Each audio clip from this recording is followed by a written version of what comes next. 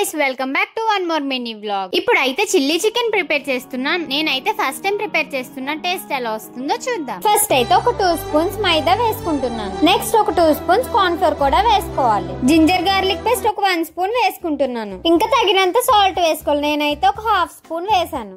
1 spoon chilli powder వేసుకుంటున్నాను. నాకు కొంచెం స్పైసీగా ఉంటేనే ఇష్టం, అందుకే నేను ఎక్కువ వేసుకుంటున్నాను. మీకు స్పైసీ తక్కువ కావాలంటే కొంచెం తగ్గించి వేసుకోండి.